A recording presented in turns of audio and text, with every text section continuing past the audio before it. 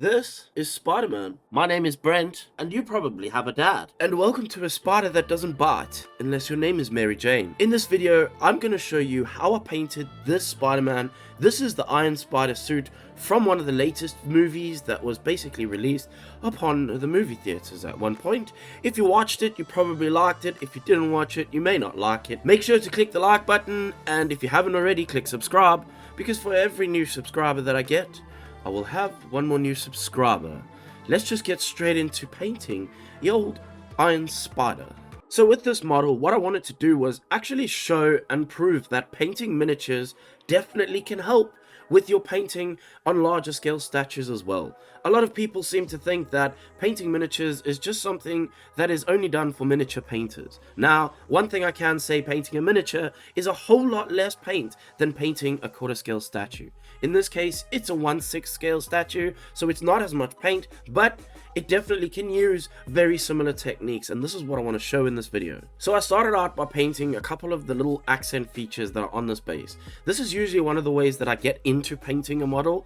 I find that working straight away on the main character is usually quite difficult for me, mainly because I need somewhere for that character to be in, like an environment or something like that. I may get halfway through a character and decide to change up and go straight to the base anyway. Most of the times I will start with the base because this gives me a nice easy starting point, as well as gives me the mood and scheme for the rest of the piece. Now what you're going to see in this video is a lot of miniature painting techniques, and what I mean by miniature painting techniques is the main aspect of miniature painting in general is to actually put a base coat down, then use a wash to kind of shade that base coat, and then you may edge highlight a couple of things. That's the general consensus of miniature painting. However, if you want to paint miniatures or even models to a much higher standard, this technique will not take you there unless you are able to somehow refine this and make it a lot crisper and cleaner.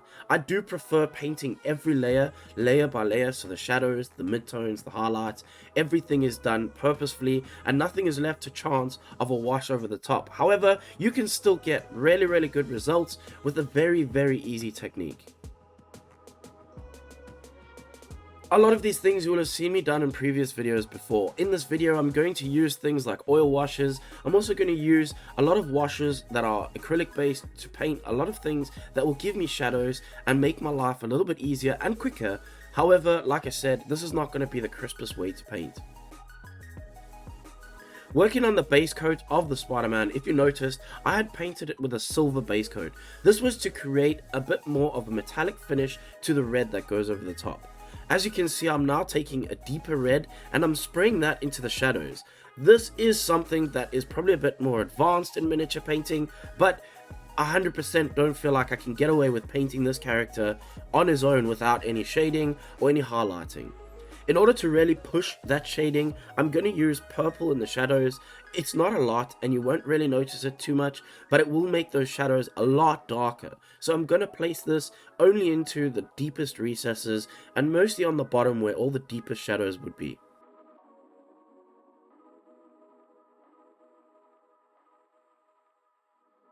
In order to start creating some highlights, I'm going to use a metallic red and I'm going to airbrush this from the top of the model. This is just going to be a way of me creating an artificial light on the model. A lot of models don't necessarily need, especially in large scale, to have this artificial lighting, but if you push it by using saturated colors, you can create a lot more of a depth effect in your model. I went on to working on the base again, and this was working on the rocks, and this is where I'm starting to tie in the colors for the main piece. So I want quite a dark base for this Spidey, but I really want to push that detail and depth a little bit more. So in order to create a little bit more depth, I'm going to end up shading this piece from dark at the back to light at the front. While a lot of those rocks dry, I'm going to go in and start preparing an oil wash, which I'm going to use for the Goblin bomb. But before I start using that oil wash, I'm going to use Tamiya panel liner just to create a little bit of depth on the front piece of the bomb.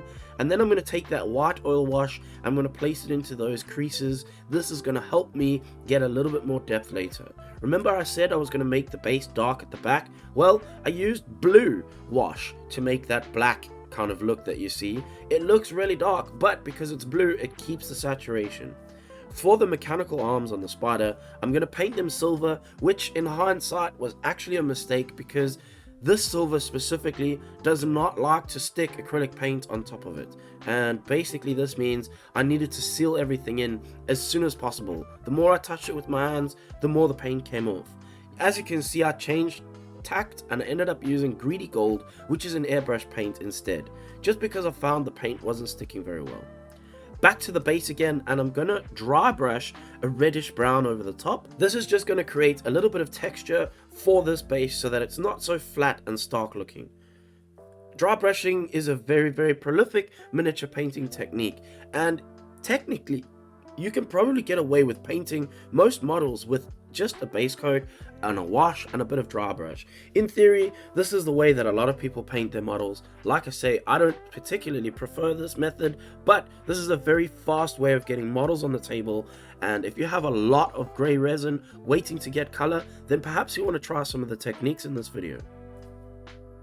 Going back to that Goblin bomb, I'm going to use a technical paint, which we've seen in probably the last 5 or 6 of my videos. I really like this technical paint.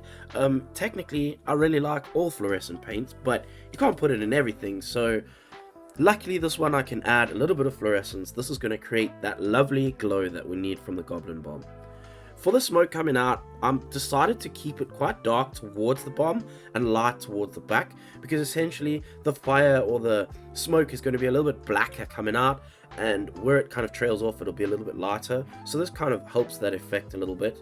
It also just creates a bit more visual interest. Going back to Spidey, I could have masked off the red and airbrushed this bluish black into it, but I felt like it's just a lot quicker for me to just spend the time and paint that in. Technically, it would have taken me the same amount of time to paint a mask over the top as it would have to paint this bluish black in, so I just decided to paint it in by hand. It was going to be a lot quicker. I didn't actually shade any of this color. The red has a lot of shadow and a lot of highlights and all the rest of it, but this specific color doesn't have any in it, and I don't think it's actually necessary. When painting something and you want to speed paint it, you need to figure out where you can cut corners, and some of the times cutting corners can make your model not look as great, so it's all about picking and choosing the kind of things you can cut. Realistically, you couldn't just cut out painting his eyes, but you could cut out highlighting his eyes, for example on this piece, or instead of highlighting those black pieces on the mechanical arms, you can just paint them black and put a wash over the top. No one will ever know, because that is not a main feature. Really, on a model like this Spider-Man, the main feature is going to be his face, his chest, and probably what's on his base, which is what's interacting with him. So I'm going to focus my attention around those parts mainly. I painted the trimming on his boots, and I used the same color as his suit.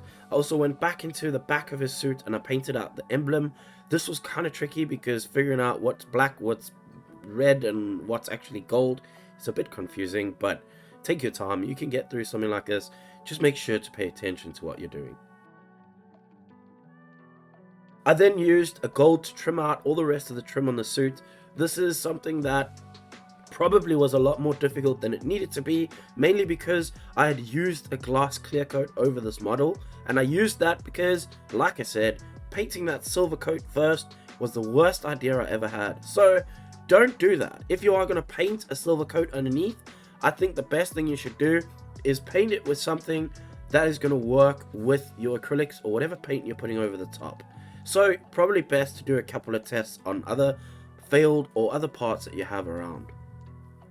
I then painted his eyes and I made sure that those were nice and crisp. This is something that they don't need any shading or anything. They literally just need to be tidy. If they're tidy, they're not going to look out of place. It will look great and everybody will be happy.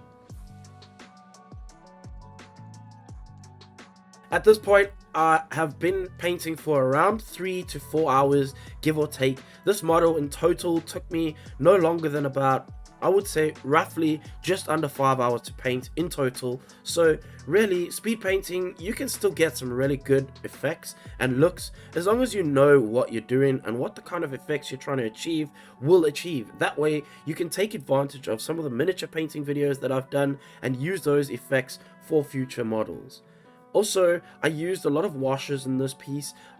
With the oil washes in the face, that made it so much easier. I didn't have to panel line, and I glued on the Goblin bomb. That's when I called Spidey done.